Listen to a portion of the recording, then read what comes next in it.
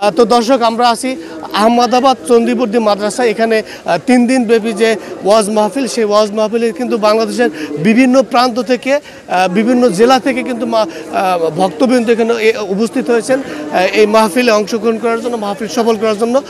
তো আমরা চলুন দেখে আসি যারা উপস্থিত হয়েছেন কোথা থেকে এসেছেন এবং সকলের অনুভূতি একটু জানার চেষ্টা করি। চলুন দর্শক, আহমদাবাদ চন্ডীবর্দী মাদ্রাসায়। আসসালামু আলাইকুম রহমতুল্লাহ। জামিয়া ইসলামী আরবি আহমদাবাদ চন্ডীবর্দী মাদ্রাসার এই মুহূর্তে বাৎসরিক অগ্রহায়ণের মাহফিল, আজকে মাহফিলের প্রথম দিন চলছে। আলহামদুলিল্লাহ, এই মাদ্রাসা মাদারীপুরের একটা উল্লেখযোগ্য ঐতিহ্যবাহী মাদ্রাসা। অসংখ্য ছাত্র, প্রায় 5 শতাধিক ছাত্র এই মাদ্রাসায় থেকে খেয়ে পড়াশোনা করেন। মাদ্রাসার বাৎসরিক 2টা মাহফিল হয়, অগ্রহায়ণের মাহফিল এবং ফাল্গুনের মাহফিল নামে পরিচিত 2টা মাহফিল। এই মাহফিলে হাজার হাজার লোকজনের সমাগম ঘটে। বাংলাদেশের বিভিন্ন অঞ্চল থেকেই মাহফিলে জামাতবদ্ধ হয়ে জাকিরিন ভাইয়েরা এসে থাকেন। মুন্সিগঞ্জ, ধামরাই, টাঙ্গাইল, আপনার কি বলে পঞ্চগড়, নীলফামারী, কুড়িগ্রাম, গাইবান্ধা, উত্তরবঙ্গ, একটা উৎসবমুখর পরিবেশ নিয়ে এই মাহফিলটা আলহামদুলিল্লাহ আঞ্জাম দিয়ে আসছে। হযরত পীর সাহেব হুজুর চন্ডীবর্দী দামাত বারাকাতুহুম অক্লান্ত পরিশ্রমের বিনিময়ে আজকে এই মাহফিল এই পর্যন্ত এসে দাঁড়াইছে। আমরা আপনাদের সকলের কাছেই মাহফিলের কামিয়াবির জন্য দোয়া কামনা করব এবং আপনাদের সকলের উপস্থিতি আমরা কামনা করব। আমরা যেখান থেকে শুনছি সকলে মাহফিলে আসবো। আমি টাঙ্গাইল থেকে এসেছি হুজুরের কাছে। আমাদের টাঙ্গাইলের অনেক মানুষ হুজুরের ভক্ত মুরিদ, তাদের সহ নিয়ে এসেছি এখানে। তাদেরকে দুনিয়া এবং আখেরাতের তারা আখেরাতের পথিক, তারা সুন্নতের উপরে উঠতে পারে এবং শিরক বিদআত মুক্ত তাদের জীবনটা যাতে গঠন হয়, এই লক্ষ্যে আমরা এসেছি। কতজন এসেছেন এবং কতদিন থাকবেন?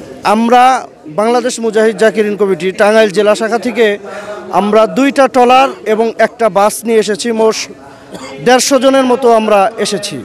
3 দিন থাকবো। আখেরি মোনাজাত দিয়ে আমরা মঙ্গলবার দিন সকালে বাড়িতে যাব ইনশাআল্লাহ। ধন্যবাদ এবং আপনার সফলতা কামনা করি। আলহামদুলিল্লাহ, এবারের মাহফিল আমাদের খুব ভালোভাবে চলতেছে। বিগত কয়েকবার আমাদের মাহফিলের বৃষ্টির কারণে আমাদের বিঘ্ন হয়েছে, তো এবার ওয়েদার ভালো, মাহফিল সকাল থেকে সুন্দরভাবে চলছে, এখনও কার্যক্রম চলমান। ইনশাল্লাহ আমরা আশা করি আগামীকালকে ওলামা সম্মেলন সুন্দর হবে এবং পরশু দিনও মাহফিল, 3 দিনব্যাপী মাহফিল। 19 তারিখে আমাদের মাহফিলের আখিরি মোনাজাত বাদ ফজর ইনশাল্লাহ। তো মাহফিল চলতেছে সুন্দরভাবে। আমাদের এখানে মাহফিলের মাদ্রাসায় 42টা জেলার থেকে মুরিদানরা আসছে, বিভিন্ন বাস করে, ট্রলার করে বিভিন্ন জেলার থেকে মুরিদানরা আসছে, হুজুরের ভক্তবৃন্দরা। ইনশাআল্লাহ মাহফিল চলতেছে। আমি একজন জেনারেল শিক্ষিত মানুষ, আমি অন্য লাইনে ছিলাম, আমি সুন্নতবিহীন ছিলাম। তো এইটা একটা হক দরবার। আমাদের পীর সাহেব হুজুর একজন হক্কানি আলেম, নিঃসন্দেহে সে একজন আল্লাহর ওলি। আমি কলেজে পড়াশোনা করছি, আমি জেনারেল শিক্ষিত। তো এই পীর সাহেব হুজুরের সোহবতে আইসা আমি